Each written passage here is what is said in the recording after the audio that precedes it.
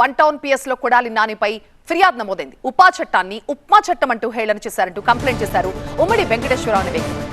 రాజ్యాంగబద్ధమైన చట్టాలను వ్యవస్థలని బహిరంగంగా అవమానించారంటూ ఆయన మండిపడ్డారు.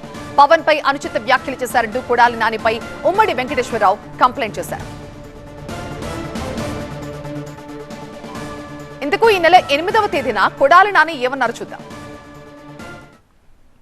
రావణ్ణి కొత్తగా ఉప్మా చట్టం ఇడ్లీ చట్టం ఒకటి తీసుకొచ్చి అరెస్ట్ చేసి జైలుకి పంపించడం జరిగింది. అతను మాట్లాడినటువంటి వ్యాఖ్యలు ఇప్పుడేం కొత్తగా మాట్లాడినటువంటి వ్యాఖ్యలు కాదు. రావణ్ అనే అతను వైసీపీకి సంబంధించినటువంటి వ్యక్తి. మా పార్టీకి మేము డబ్బులు ఇచ్చి పనిచేస్తున్నాం అని చెప్తున్నారు.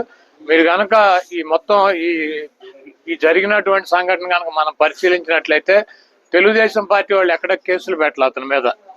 తెలుగుదేశం పార్టీ వాళ్ళు ఎక్కడ కూడా పోలీస్ స్టేషన్కి వెళ్ళి దాడులు చేయలే. తెలుగుదేశం పార్టీ ఎక్కడ కూడా అతని గురించి కానీ అతను సోషల్ మీడియాలో కానీ రావణ్ చెడ్డవాడనో లేకపోతే అతని గురించి ఎక్కడ కూడా విమర్శలు చేయట్లా. దీంట్లో రావణ్ అనేటువంటి వ్యక్తి తెలుగుదేశం పార్టీకి, లోకేష్ కి, బాలకృష్ణకి, చంద్రబాబుకి కూడా అనుకూలంగా ఉంటాడు. ఎక్కడ వాళ్ళు ఒక మాట కూడా మాట్లాడు.